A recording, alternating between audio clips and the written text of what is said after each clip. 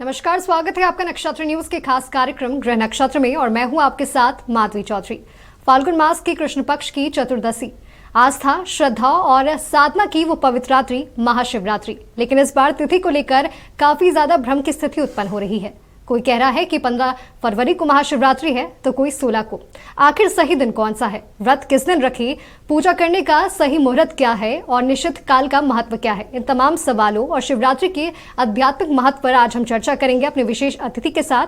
तो इस वक्त हमारे साथ स्टूडियो में मौजूद है आचार्य नलिन नरोत्तम मिश्रा जी। तो सबसे पहले आचार्य जी, आपका बहुत बहुत स्वागत है नक्षत्र न्यूज पर। और आज इस खास कार्यक्रम में हम महाशिवरात्रि के महत्व के बारे में जानकारी करेंगे। सबसे पहला सवाल आचार्य जी आपसे यही रहेगा कि जो मन में लोगों का सवाल है इस बार महाशिवरात्रि को लेकर कि आखिर महाशिवरात्रि 15 तारीख को है या 16 तारीख को, इससे लेकर क्या कहेंगे आप?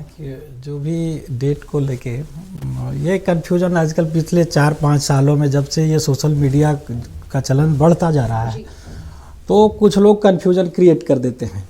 हम लोग वैष्णव लोग हैं, हम लोग पंचांग जो मानते हैं तो काशी का पंचांग जो है या महावीर पंचांग, कोई भी पंचांग आप देखेंगे उसमें स्पष्ट लिखा है 15 को ही शिवरात्रि है और इसमें कोई विवाद की बात नहीं है।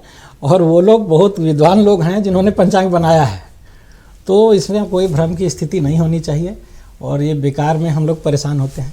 जो पंचांग में लिखा है, पत्रे में लिखा है वो सही है और उसी को हमें फॉलो करना है। अक्सर लोग घर में कैलेंडर देखते हैं, पंचांग देखते हैं और ऐसे में वो भ्रमित हो जाते हैं। जैसे आपने भी कहा कि लोगों को काफी ज्यादा कंफ्यूजन होता है सोशल मीडिया की वजह से बहुत सारे। तो महाशिवरात्रि तय करने का सही तरीका क्या है, कैसे तय किया जाता है? हम सीधे पंडित जी भी पंचांग देख के बताते हैं तो सही बताते हैं, लेकिन कोई ज़्यादा पंडित हो जाते हैं, वो बिना देखे और वीडियो कुछ देखते हैं कि जो चल रहा है, जो पंचांग में लिखा है उससे अलग वो वीडियो बना के डाल देते हैं, फेसबुक पे लिख देते हैं। उससे क्या होता है कि बहुत लोग कुछ अलग हट के उनका होता है। ये चीज़ जो है लोगों को फिर कंफ्यूजन पैदा करता है, ये ठीक नहीं है। और जो भक्त हैं हमारे, उनके मन में महादेव को लेकर काफी ज्यादा श्रद्धा देखने को मिलती है। रोजाना वो मंदिर जाते हैं, शिवलिंग पर जल अभिषेक करते हैं। महाशिवरात्रि का विशेष महत्व क्या माना गया है? देखिए, महाशिवरात्रि शिव और शक्ति का मिलन है। ये भोले बाबा का विवाह है, ये 12 ज्योतिर्लिंग का प्राकट्योत्सव है और उसी समय मतलब प्रकट हुआ था 12 ज्योतिर्लिंग, ऐसा माना जाता है। तो इसमें ऐसा है माधवी जी कि शिव जी की बारात जा रही है और शिव जी जो हैं वो भूत प्रेत बैताल क्या हैं, वो बिल्कुल अलग अलग, वहाँ पे ऊंच नीच, अमीर गरीब, जाति धर्म का कोई भेद नहीं है। तो शिव जी विशेष हैं और वो धर्म के रथ पे बैठे नंदी जी पे उल्टा बैठ के जा रहे हैं। अगर आदमी गलत भी हो, जब धर्म के रथ में बैठ जाएगा तो वो उलट जाएगा, मतलब वो गलत भी है तो वो सही हो जाएगा। वो एक तरह से वो समझने की बात है। और शिव जी जैसा कोई नहीं है और शिव जी हैं वो वही सब कुछ स्वीकार करते हैं। अगर कोई व्यक्ति रोज़ शिव जी के मंदिर जाके, आप शिवरात्रि की बात करते हैं, हम कहते हैं कि रोज़ जाना चाहिए मंदिर। और अगर आप फिक्स टाइम पे रोज़ जाते हैं और केवल जल भी चढ़ा के आते हैं, कम से कम एक फूल ही लेके चले गए या जल लेके चले गए या एक फूल एक जल लेके चले गए, धीरे धीरे धीरे टाइम लगता है थोड़ा। आदमी सोचता है कि चमत्कार हो जाएगा। सबसे पहले हमें सुधरना है अंदर से, धीरे धीरे सब कुछ सुधरेगा। तो भाग्य सच में बदलता है, लेकिन हम पहले सही रास्ते में चलेंगे तब। दूसरी बात कि हम हमारे कर्म जैसे होंगे, ईश्वर वैसी कृपा करेंगे जी। तो कृपा है ना, कर तो पा। तो हम अगर सही काम करेंगे तो ईश्वर और कृपा करेंगे, हम गलत करेंगे तो आज नहीं तो कल। लोग कहते हैं कि जो है इसका क्या कहते हैं, वो गलत कर रहा है तो भी वो आगे बढ़ रहा है। बहुत लोग होता है ऐसा, वो समय की बात है, वो जब गिरेगा तो उसको कोई सहायता करने वाला नहीं मिलेगा। तो असली चीज़ हम लोगों को खुद को ठीक रखना है। बात महाशिवरात्रि की है तो हम उसी पे फोकस करते हैं। शिवरात्रि के लिए हम विशेष उपाय भी बात करेंगे उस पर, जब आप कहेंगे अंत में या बीच में ही जब बोले। और इसमें जितने जो ज्योतिर्लिंग हैं, चूँकि ये प्रकट होने का उत्सव है ज्योतिर्लिंग का, हर ज्योतिर्लिंग जो है एक राशि से जुड़ा है। कुंडली में 12 राशियाँ होती हैं जी, ये आप सबको पता है। हर राशि से एक ज्योतिर्लिंग जुड़ा हुआ है। और किसी व्यक्ति को मान लीजिए कि कोई कुंडली है मेष लग्न की या मान लीजिए कन्या लग्न की, अब किसी के विवाह में दिक्कत आ रही है, वो अगर मेष लग्न का है, उसके 7वें भाव में तुला राशि है, तुला राशि से कौन सा ज्योतिर्लिंग जुड़ा है? तुला राशि से महाकाल जुड़े हैं। तो वो व्यक्ति महाकाल के पास जाएगा, उनकी पूजा अर्चना करेगा, वहाँ रुद्राभिषेक करेगा, वहाँ से मामला सॉर्ट आउट होना शुरू होगा। तुरंत हो सकता नहीं, उसको रास्ता जरूर मिल जाएगा और सॉल्व हो जाएगा धीरे धीरे। उसी तरह मान लीजिए किसी के 7वें भाव में, विवाह के ही भाव में धनु राशि है, तो धनु राशि है काशी विश्वनाथ का। अब वो काशी विश्वनाथ जाएगा तो उसका शादी का इशू सॉल्व हो जाएगा। मान लीजिए कि विवाह हो गया, झमेला रहता है, झगड़ा रहता है, अनबन रहती है, जो भी है, मतलब बहुत लोगों का कष्ट है ऐसा, तो वो देखेंगे कि उनके 7th हाउस में जो भी राशि है उससे जुड़े ज्योतिर्लिंग पर जाते हैं, पूजा करते हैं, बाबा से निवेदन करते हैं, उनको निश्चित रूप से कुछ राहत तो जरूर मिलेगी। और बाकी डिपेंड करता है कि उनका भाव कैसा है, वो कितना कर पा रहे हैं, क्योंकि ईश्वर हमसे ज़्यादा हमें जानता है। हम जैसे आपने बताया महादेव को भोलेनाथ भी कहा जाता है, बड़े भोले, उन्हें जलाभिषेक भी कर दो तो वो आपकी सारी मनोकामनाएं जरूर। जलाभिषेक करने का क्या विधि होती है उनकी? देखिए, शिव जी के लिए कोई नियम नहीं है, वो खुद नियम से परे हैं और भक्तों को भी वैसे ही स्वीकार करते हैं। और शिव जी से कोई डरने की बात भी नहीं है, वो त्याग के, समझिए कि त्याग की मूर्ति हैं, त्याग का रूप है। और जो काल कहते हैं ना, जैसे हम लोग महाकाल के बोलते हैं, उसको कहिए कि समय का भगवान, वो वही तय करते हैं। काल जो है और कुछ नहीं है, वो शिव जी के अधीन ही है। यहाँ तक कि सारी विद्याएं शिव जी के अधीन हैं, सारी विद्याओं की कुंजी शिव जी के अधीन है।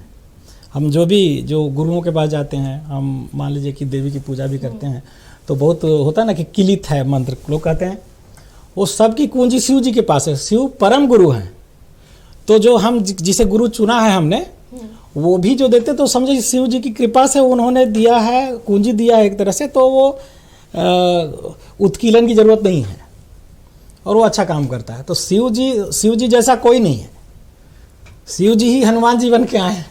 शिव जी हमने देखा है कि भगवान भोलेनाथ को भांग, धतूरा, बेलपत्र ये सब काफी ज्यादा प्रिय है, इनके क्या विशेष महत्व है? देखिए, उनको वो तो जहर को भी स्वीकार कर लेते हैं जी, वो जहर को भी स्वीकार कर लेते हैं। धतूरा हम लोग खाएंगे तो पागल हो जाएंगे, लेकिन वो हमारा विष ले रहे हैं, हम उनको दे रहे हैं और वो सब कुछ स्वीकार करते हैं। हम उनको धतूरा भी चढ़ाते हैं, वो स्वीकार कर रहे हैं और वो हमारा विष खत्म कर रहे हैं। भांग, लोग कहते हैं कि हम शिव जी के भक्त हैं, हम भांग खा लेते हैं, ऐसा नहीं है। वो हमारे खाने के लिए नहीं, मतलब उसका मेडिसिनल यूज है, लेकिन हम शिव जी का नाम लेके भांग खा लें या गांजा पी लें, ये कोई धर्म वाली बात नहीं है। शिव जी को चढ़ता है कि शिव हमारे जीवन के विष को ले लेते हैं। और बाकी जल जो है, वो जल चढ़ाने से, चूँकि चंद्रमा उनके मस्तक पे है, चंद्रमा भी अच्छा होता है, शिव जी भी खुश होते हैं। अभिषेक का कोई नियम तो बहुत तरह के हैं, लेकिन अगर हम सीधे सीधे जाके ऐसे भी जल चढ़ाते हैं, उनको प्रणाम करते हैं, ओम नमः शिवाय से भी जल चढ़ाते हैं, या फिर वो महामृत्युंजय का मंत्र करके चढ़ाते हैं, भगवान खुश होते हैं। उसमें ज़्यादा वो परेशानी की और ज़्यादा नियम में बांधने से क्या है कि लोग भ्रमित हो जाते हैं, इसीलिए वो लोगों को भ्रमित नहीं करना है। और जो अलग अलग ज्योतिर्लिंग हैं, उनके अलग अलग राशियों से संबंध है, उस पर हम बात करेंगे, या तो आगे बात करेंगे कभी। जैसा आपने बताया कि इस बार 15 तारीख को महाशिवरात्रि है, तो शुभ मुहूर्त क्या है पूजे का? देखिए, 15 तारीख की रात को हम लोग महाशिवरात्रि की पूजा कर सकते हैं और 15 को ही माना जाएगा, उसमें कोई मतलब दो मत नहीं है। और असली पूजा जो आधी रात को होती है, 11:30 से 12:30 के बीच सबसे मतलब असली समय है पूजा का, चूँकि सबसे शांति सबसे ज़्यादा होता है। और दूसरी बात कि महाशिवरात्रि से होली तक जो आसमान है वो महादेव की ऊर्जा को रेडिएट करता है बहुत ज़्यादा। जैसे आप ठीक इससे 6 महीने बाद देखेंगे तो जो दीपावली का समय है, दुर्गा पूजा खत्म होता है उस समय से दीपावली, ठीक अभी से 6 महीने बाद का समय होगा, उस समय माँ की शक्ति वो ज़्यादा रेडिएट होती है। तो उस समय जो है शक्ति की साधना का बेस्ट टाइम है, ये अभी महादेव के लिए की साधना का बेस्ट टाइम। और महाशिवरात्रि के दिन व्रत रखने का क्या नियम होता है? लोग फलाहार रख सकते हैं या निर्जला व्रत? देखिए, शरीर जिसको जैसा अलाउ करता है। हम इस पे विशेष जोर नहीं देना चाहते हैं, नहीं देते हैं।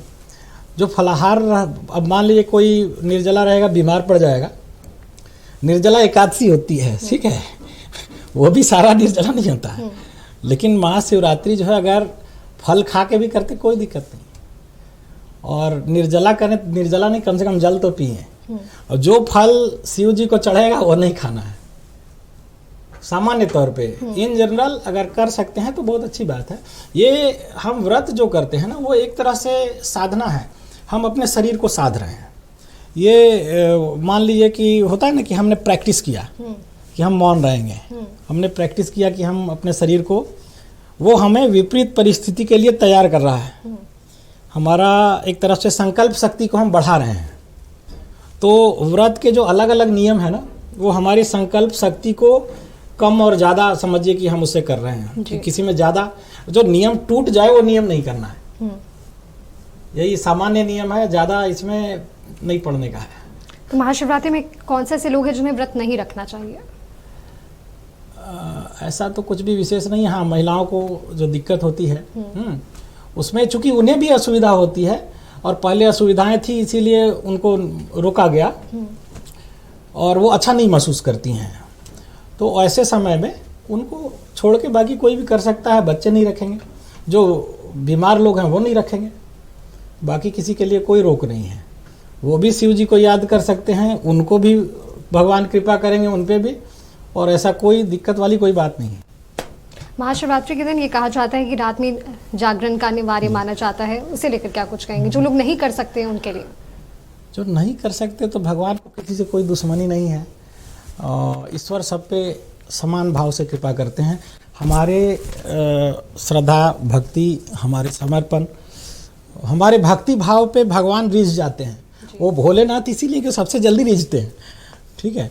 तो वो तो भाव हमारा महत्वपूर्ण है, और हर व्यक्ति नहीं जाग सकता है। जिसकी जैसी श्रद्धा होगी वो वैसा करे। वो ज़रूरी नहीं है कि वो जाग के ही करे, लेकिन जनरली जो लोग व्रत कर रहे हैं वो तो जाग ही जाते हैं, वो कर भी लेते हैं, कोई दिक्कत नहीं होती। वो ईश्वर कृपा से भक्ति होती है, हमारे आपके सोचने से, कहने से नहीं होगी। तो महाशिवरात्रि में ऐसा कौन सा मंत्र है जो काफ़ी ज़्यादा विशेष माना जाता है? मंत्र तो सबसे अच्छा हम महामृत्युंजय को ही मानते हैं, और इसके अलावा रुद्राष्टकम बहुत सुंदर है। रुद्राष्टकम का बहुत मल्टीपर्पज़ समझिए यूज है। रुद्राष्टकम शिव जी को खुश करने के लिए भी अच्छा है। रुद्राष्टकम करते हैं तो कई ग्रहों को, वो चंद्रमा राहु से एफ्लिक्टेड हो कुंडली में, शनि और राहु दोनों का एफ्लिक्शन बहुत ज़्यादा हो, मतलब जब ज़्यादा दिक्कत है ना, तो शिव जी को जब जल चढ़ा के और उसी समय अभिषेक करते हुए हम रुद्राष्टकम पढ़ते हैं, वो बहुत राहत देते हैं। क्योंकि सब सारे ग्रह नक्षत्र भगवान के अधीन हैं, तो हम ग्रहों से डरते हैं, भगवान को नहीं पकड़ रहे हैं। हम भगवान को पकड़ लेंगे तो सारे ग्रह नक्षत्र धीरे धीरे धीरे लाइन पे आ जाएंगे। अब वो प्रारब्ध है, उसको भोगना है, लेकिन हमें सुविधा मिल जाएगी। ये अच्छा, हमने कई सारी चीज़ ऐसी जानी है महाशिवरात्रि को लेकर, और आगे भी हम अपनी चर्चा को जारी रखें। नलिन जी, लोगों के मन में जो इस बार जो भ्रम की स्थिति उत्पन्न हुई है तारीखों को लेकर, ये केवल महाशिवरात्रि को लेकर नहीं, कई ऐसे त्यौहार हैं, कई ऐसे पर्व हैं जिसमें ये स्थिति उत्पन्न हो जाती है। आखिर ऐसा क्यों होता है? ये बिल्कुल मैं इसको सही नहीं मानता हूँ। जितना कुछ भी है, जो भी व्रत हैं, त्यौहार हैं, सारा हमारा पंचांग में पहले से लिखा है।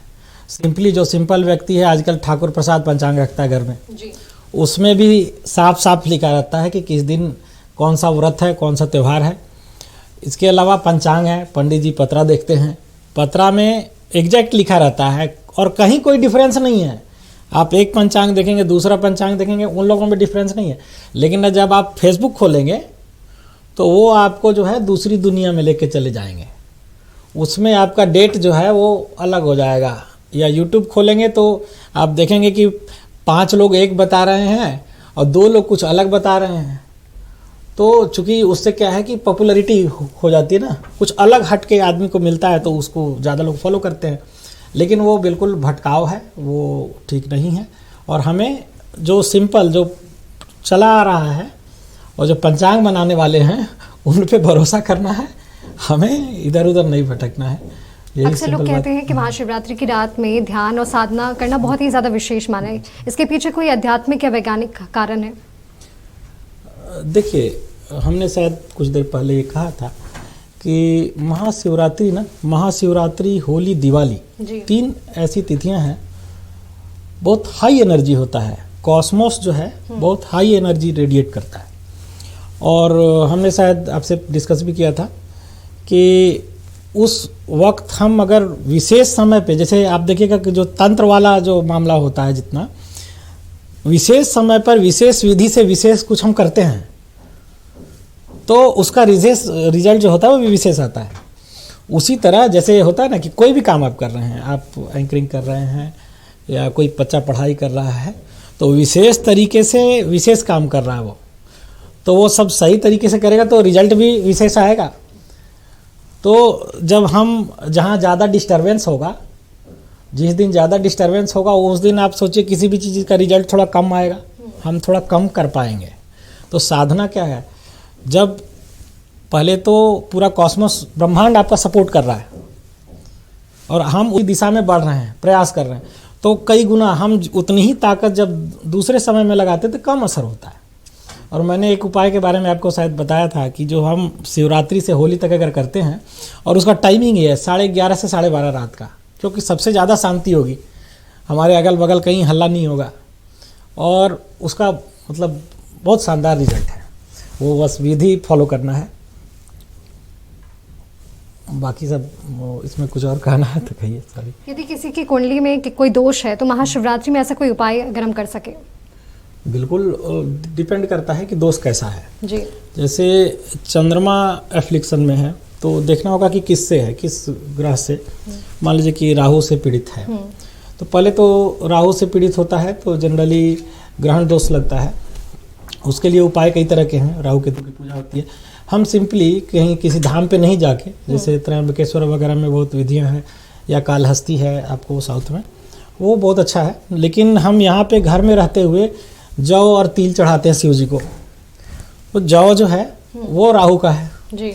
जब चंद्रमा राहु से प्रभावित है तो हम वो चढ़ाएंगे, क्योंकि ऐसे व्यक्तियों को भय लगता है, राहु से पीड़ित है। और शनि से पीड़ित है चंद्रमा, वो क्या है ना, शांति से रहता नहीं है, वो सोएगा उसकी नींद भी खुलेगी, ही विल स्टार्ट थिंकिंग, या तो वो कुछ करता रहेगा या तो सोचता रहेगा।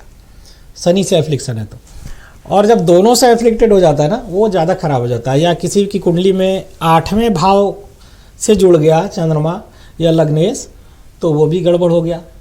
तो वहाँ हम 8वें भाव में उसके जो राशि है, जो ग्रह है, या जो अष्टमेश है, वो उसका जहाँ जहाँ प्रभाव है हम उस हिसाब से मतलब उपाय कर सकते हैं।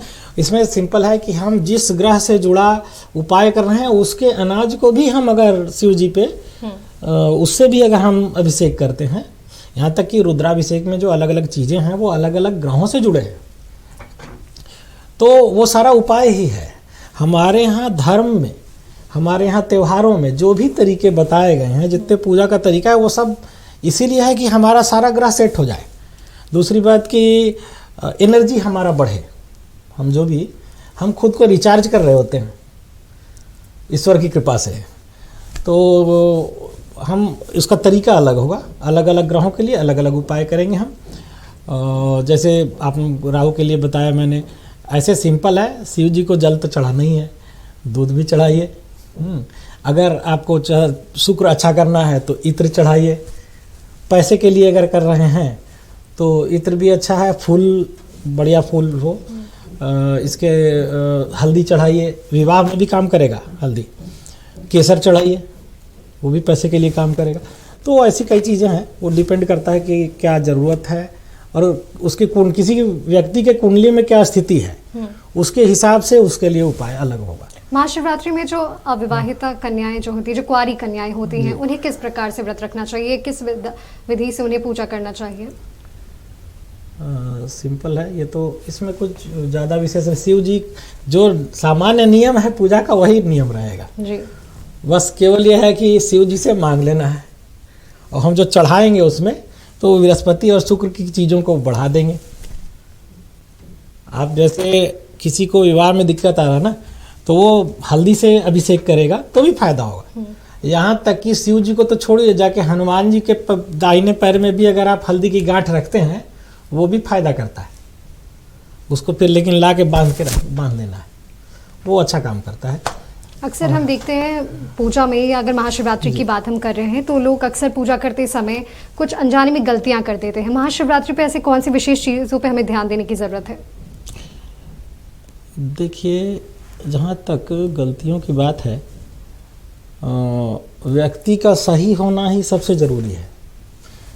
गलती मनुष्य से हो सकती है और भगवान वो मालिक हैं, हम लोग तो सेवक हैं और उनकी कृपा है तो ही कुछ कर भी पा रहा है आदमी, नहीं तो कोई कुछ भी नहीं है।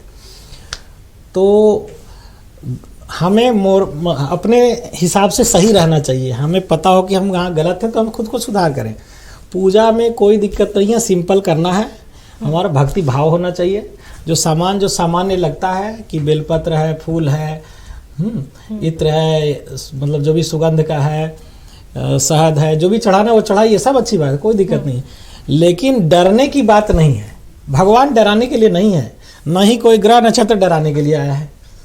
किसी को हमसे दुश्मनी नहीं है, वो हमसे बदला नहीं ले रहे हैं, हम अपने प्रारब्ध को भोग रहे हैं। वो हमें बेहतर करवाने के लिए धर्म ने बहुत सारे निर्देश दिए हैं कि हमें लोगों का, हम मान लीजिए कि कोई बहुत अच्छी विधि से वो पूजा कर रहा है और लोगों को तंग करने वाला आदमी है, कष्ट पहुंचाने वाला आदमी है, जीव हत्या करने वाला आदमी है। अब ये बताइए कि सारा जीव भगवान की संतान है, भगवान कैसे खुश होंगे? तो ये सब लॉजिकल है और हम ये समझते हैं कि मूल रूप से धर्म लॉजिकल ही है, हम समझ कम पाते हैं, ये दूसरी बात है। और इसमें और कुछ एक आखिरी सवाल आचार्य जी आपसे मैं लेना चाहूंगी कि शिवरात्रि की रात में निश्चित काल में पूजा करने का क्या विशेष महत्व है? किस काल में? सॉरी, निश्चित। देखिए, वही हमने कुछ देर पहले बोला ना कि एक सर्टेन तरीके से सर्टेन समय में सर्टेन चीज़ों को हम करते हैं जी, तो उसका रिजल्ट कुछ विशेष आता है। जैसे जो बच्चा भी जो पढ़ाई कर रहा है तो 4 से 6 के बीच में सुबह पढ़ाई जो कर रहा है तो समझिए कि साधना का समय है, तो उस समय करेगा और दोपहर में करेगा, और जब बच्चे बाहर में जब खेल रहे होंगे और उस समय पढ़ाई करने बैठेगा तो उसका दिमाग तो कहीं और लगा रहेगा। तो सबसे ज़रूरी है वो समय उसी हिसाब से तैयार किया जाता है। एक तो कि ग्रहों का अलाइनमेंट हो, दूसरा कि हम ज़्यादा भगवान के श्री चरणों में ध्यान दे पाए, तभी हम कनेक्ट होंगे, और हम कनेक्ट होंगे तो रिजल्ट आ जाएगा। असली चीज़ तो हमारा भाव है, और हर व्यक्ति, जैसे कोई सिद्ध पुरुष हैं तो वो तो कभी भी याद करेंगे तो कनेक्ट कर लेंगे, लेकिन हम लोग तो अभी कुछ भी नहीं है। हमें तो विशेष समय का ध्यान रखना होगा, तभी हम कनेक्ट कर पाएंगे। हमें तो थोड़ा सा भी चाहिए भगवान से, तो हम अगर समय को फॉलो करते हैं, विशेष समय में विशेष तरीके से विशेष विधि किया जाए तो उसका रिजल्ट आता है। यही इसमें बात है। जी बिल्कुल आचार्य जी, आपका बहुत बहुत धन्यवाद। इतनी महत्वपूर्ण जानकारी आपने हमारे साथ साझा की। तो ये आज की चर्चा में हमें ये चीज़ पता चला है कि महाशिवरात्रि 15 फरवरी को है और इसमें कोई भी भ्रम की स्थिति नहीं है। और महाशिवरात्रि केवल एक पर्व नहीं, ये आत्म संशय, भक्ति और आंतरिक जो शक्ति है उसका उत्सव माना जाता है। और हम भी अपने दर्शकों को महाशिवरात्रि की ढेरों शुभकामनाएं देते हैं। महादेव आपके जीवन में सुख, शांति और समृद्धि लाए।